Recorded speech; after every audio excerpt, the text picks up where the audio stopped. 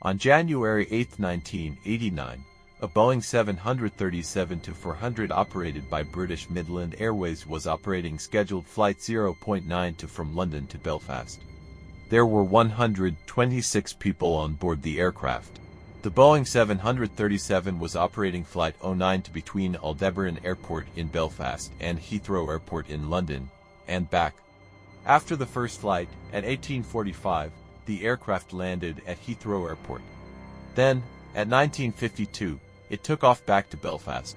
The aircraft was piloted by an experienced crew. The aircraft commander, Kevin Hunt, is a very experienced pilot, having worked for British Midland for 22 years. 13,176 hours flown, 763 of which on Boeing 737-400. Second pilot David McClellan, experienced, worked in the airline for 1 year and flew over 3,290 hours, 192 of which on Boeing 737-400. The second pilot was responsible for the flight.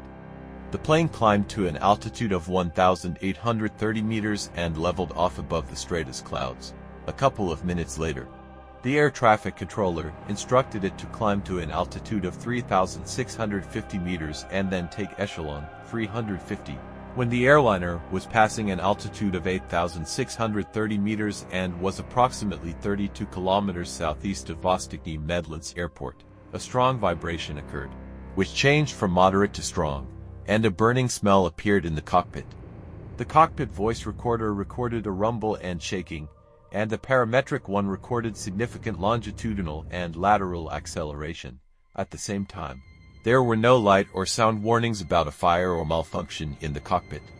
As the captain later recalled, he smelled and saw smoke from the air conditioning system. The second pilot recalled only a strong burning smell, as the parametric data recorder showed. Vibration arose in the left engine, and was accompanied by fluctuations in the fan speed, an increase in the exhaust gas temperature and a decrease in fuel consumption. In this situation, the captain took control and turned off the autopilot. Due to the vibration, the instruments on the panel did not give clear readings, which complicated finding the source of the problem.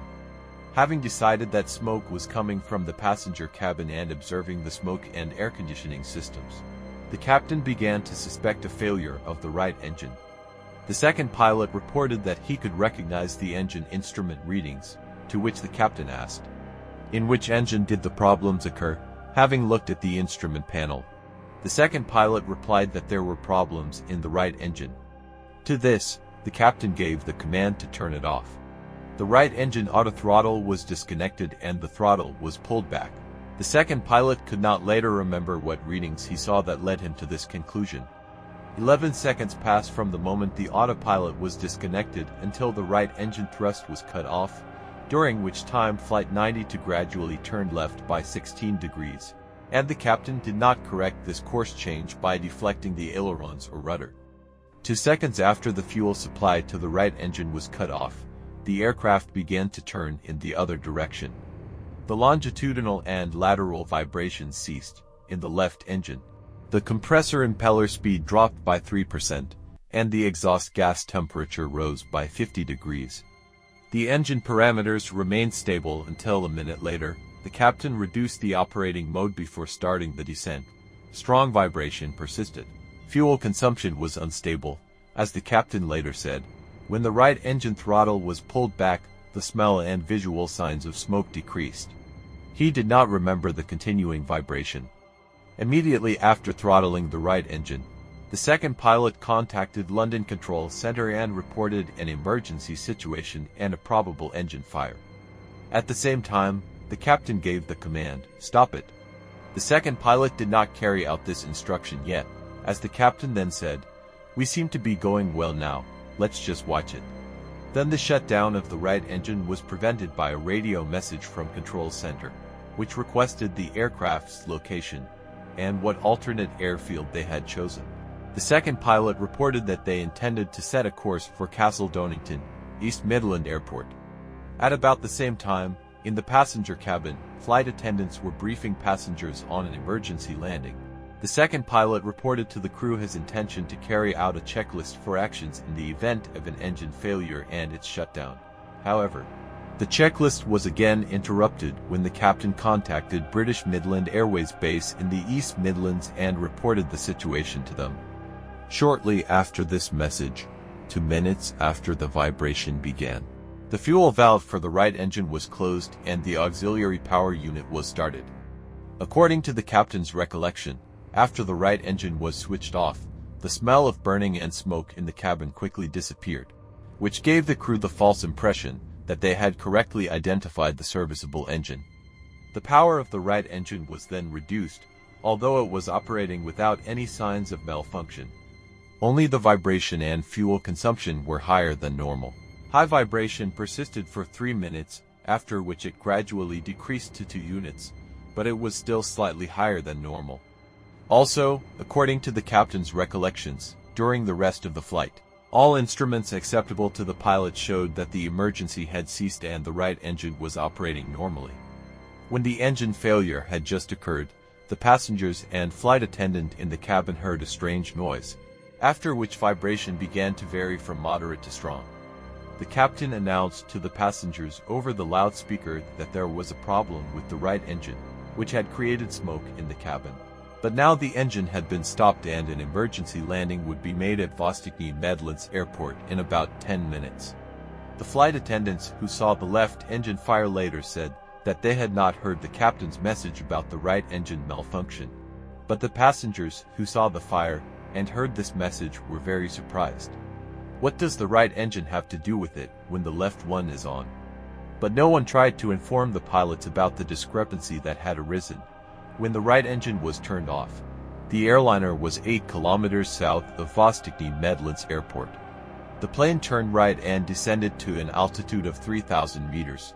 Then the dispatcher gave the instruction to change course so that the plane would descend north of Vostokny Medlinsk Airport, and then follow the center line of the localizer to the instrument landing system of runway 27.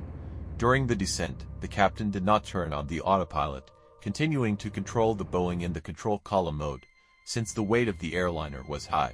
The second pilot received information about the actual weather at the airport, and unsuccessfully tried to program the onboard computer to display the landing trajectory. This took him about 2 minutes. Then the dispatcher gave the instruction to descend to an altitude of 1,220 meters, and switched to communication with the approach controller.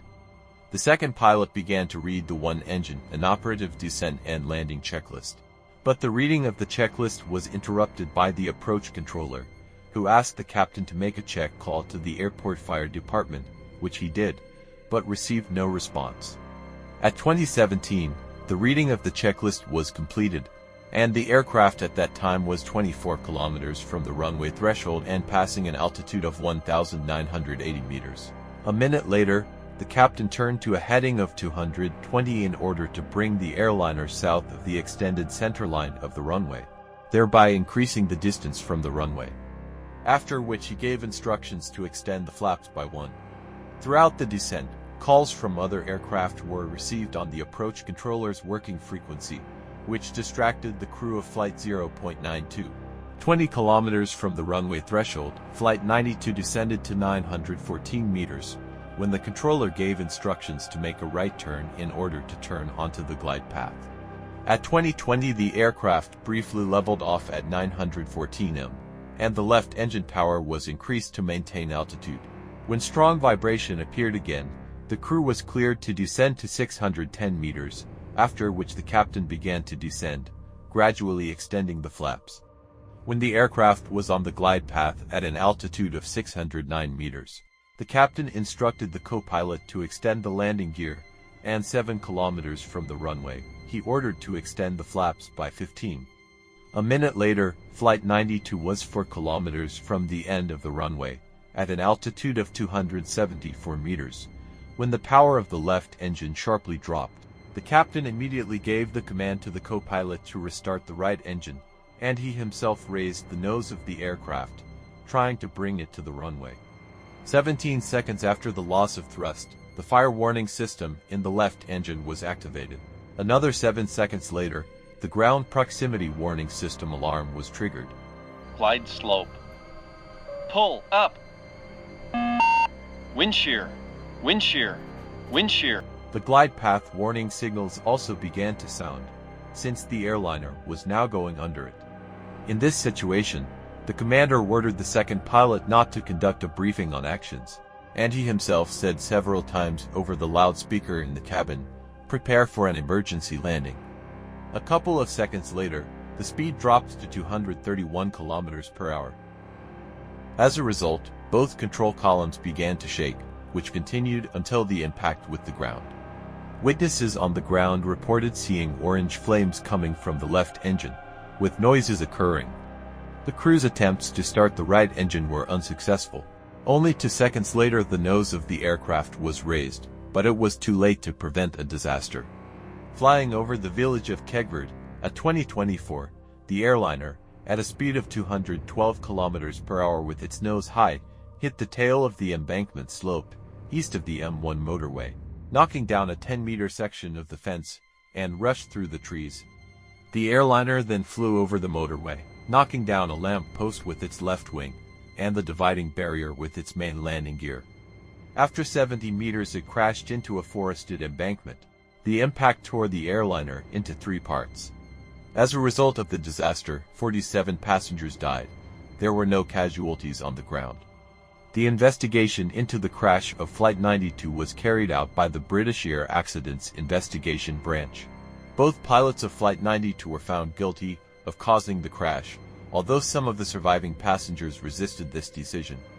5 months after the crash, all Boeing 737-400 aircraft were temporarily grounded in the UK, until all engines were repaired. The pilots of Flight 92 were dismissed from British Midland Airlines. Following allegations from the Air Accidents Branch in April 1991, when the captain of the flight, Kevin Hart, admitted his guilt in the crash in an interview with the BBC, but claimed that the investigation branch had simply found scapegoats, and that no one had answered the question of why he and co-pilot McClellan made mistakes during the landing.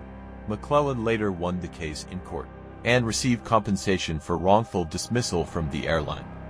The crash of Flight 92 was the first in the history of Boeing 737-400 aircraft, and the first in the history of the Boeing 737 Classic family.